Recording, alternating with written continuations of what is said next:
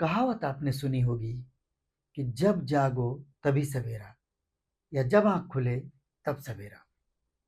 कहावत तो यही कहती है, लेकिन आंख खोली तब जाए जब सब कुछ अपने मुताबिक सेट हो जाए। तो इसका मतलब है कि ऐसा जानबूझकर किया जा रहा है। बरसों बरस जिन बातों को नजरअंदाज किया गया, उन पर अचानक सुपर एक्टिव होने का मतलब है कि दाल में कुछ तो काला है। लेकिन मौजूदा सत्ता के खेल में अब कुछ काला जैसी स्थिति बहुत पीछे छूट चुकी है। अब तो पूरी दाल ही काली नजर आ रही है। नमस्कार, मैं हूं विजय। आप देख रहे हैं एक्सक्लूसिव खबर। आज के दौर में जो सच है वही एक्सक्लूसिव है। आज का सच ये है कि बिहार में जिस तरह वोटर लिस्ट की स्पेशल सघन जांच ने राज्य में हुए 2024 के लोकसभा चुनावों को भी संदिग्ध बना दिया है, उसी तरह चुनाव आयोग के ही आंकड़ों के मुताबिक मोदी जी का एक और इंजन अब फर्जी नजर आने लगा है। उनकी एक राज्य सरकार और उसके पर्चे वाले मुख्यमंत्री वो भी सवालों के घेरे में आ सकते हैं।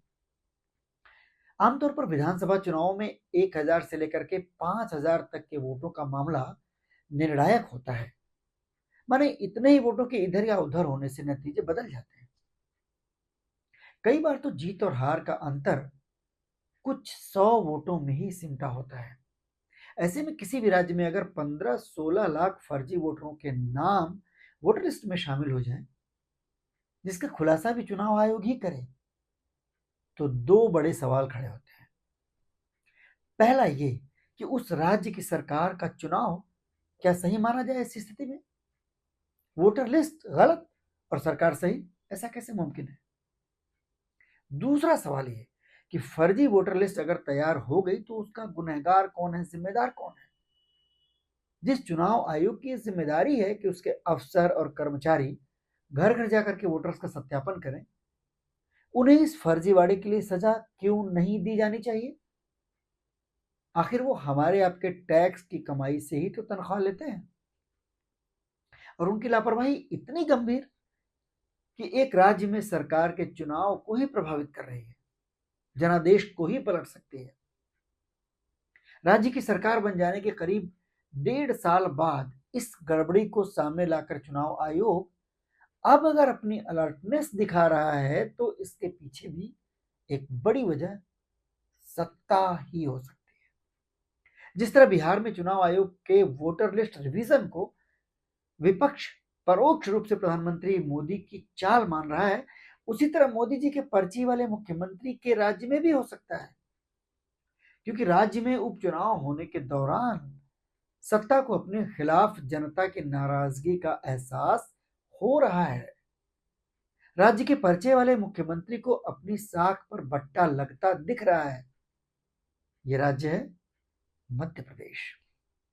मध्य प्रदेश को देश का दिल कहते हैं, लेकिन देश के दिल में ही इतना बड़ा झोल, वो भी तब जब यहां सनातन सतत भारतीय जनता पार्टी की ही सरकार है 20-22 साल से। इसमें भी 11 साल से तो प्रधानमंत्री मोदी जी के मुताबिक डबल इंजन की सरकार है। बीच का 1.25 साल कमलनाथ सरकार का छोड़ दीजिए तो मतलब दिल्ली में भी वो, भोपाल में भी हो। अब मध्य प्रदेश के राज्य निर्वाचन आयोग ने रिपोर्ट दी है कि मध्य प्रदेश में 1697 ऐसे पते मिले हैं, 1697 ऐसे पते जहां एक ही घर में 100 मतदाता रजिस्टर्ड हैं।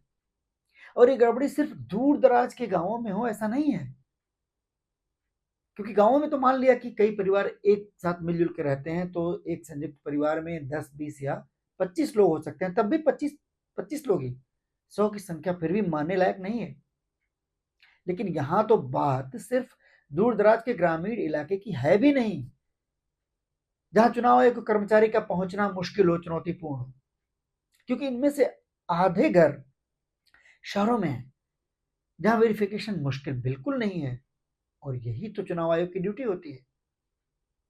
चलिए मान लिया कि चुनाव आयोग के लोग हर घर तक नहीं पहुंच पाए, दफ्तर में बैठ करके ही काम निपटाते रहे, तब भी इतने सारे 100 वोटरों के एक पते पर होने पर किसी के दिमाग की घंटी नहीं बजी।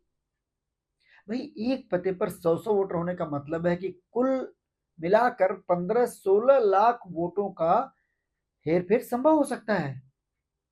हालांकि कुछ पदों पर 50 वोटर्स का भी मामला है, तो इसको कुछ कम कर लीजिए।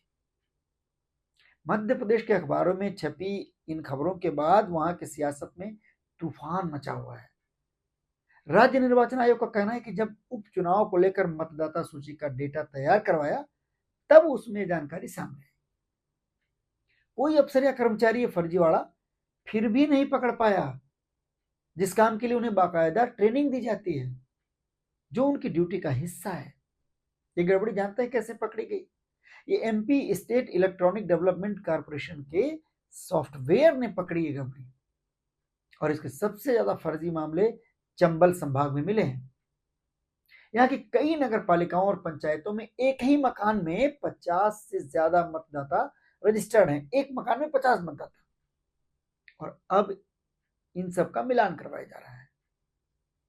मध्य प्रदेश के जिन जिलों और निकायों में और पंचायत क्षेत्रों में गड़बड़ी मिली है, उनके नाम बताएं। सीहोर, मंदसौर, मुरैना, श्योपुर, दतिया, अशोकनगर, सागर, ये जिले शामिल हैं। और यही नहीं, राजधानी भोपाल में भी 81 पते ऐसे मिले हैं जहां 50 से ज्यादा वोटर एक ही घर में हैं। अब सबकी जांच हो रही है। लेकिन इस बात से आप मध्य प्रदेश सरकार की एक और खासियत को याद कर लीजिए।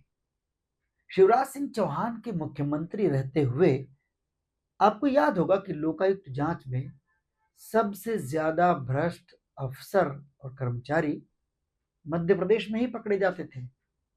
करीब करीब हर महीने कोई न कोई भ्रष्ट अफसर नेशनल मीडिया की सुर्खियां बनता रहता था। मशीनें जाती थी नोट गिनने के लिए। सरकार अपने एक्शन की वाहवाही में अपनी पीठ खुद ठोकती रहती थी, जबकि इसका असल पहलू सरकार और सिस्टम के भ्रष्टाचार का ही होता है। लेकिन कुछ लोगों पर कार्रवाई करके बीजेपी सरकार असल गुनाह पर पर्दा डालती रही है। कुछ इसी तर्ज पर वोटर लिस्ट का गड़बड़झाला पकड़कर चुनाव आयोग अब जांच के नाम पर हर बड़े सवाल से कन्नी काट लेना चाहता है, पल्ला झाड़ लेना चाहता है। लेकिन इस गड़बड़ी से जो बड़ा सवाल बीजेपी सरकार के बनने को लेकर के खड़ा हो चुका है, उसका जवाब कौन देगा?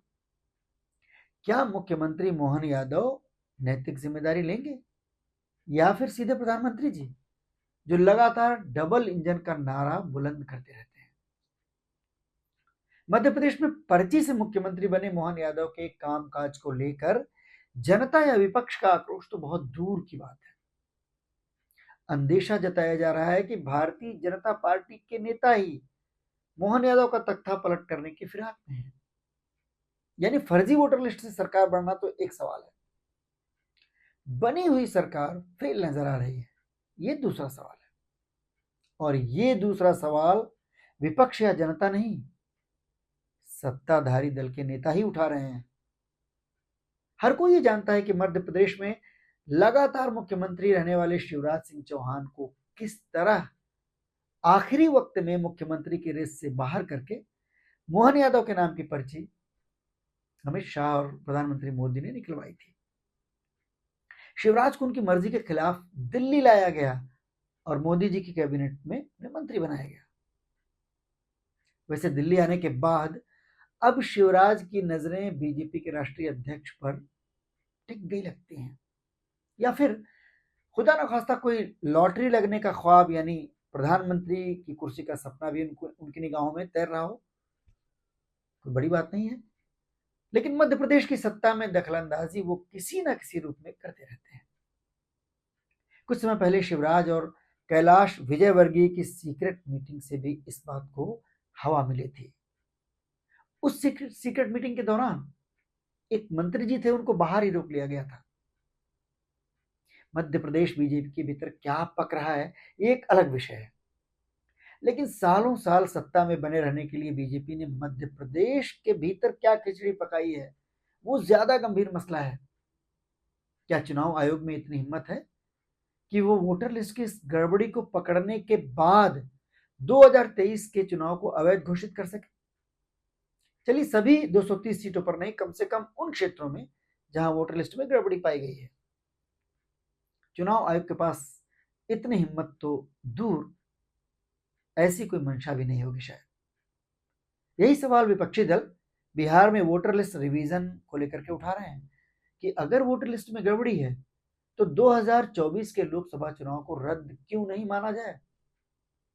असल में सारा खेल सिर्फ सत्ता पर काबिज रहने का ही है, चाहे गड़बड़ी करके, चाहे खुद ही उस गड़बड़ी को पकड़वा करके, लेकिन हर स्थिति में साख लोकतंत्र की ही गिर रही है।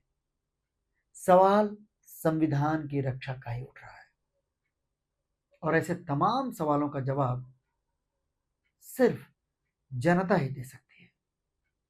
बहुत बहुत धन्यवाद।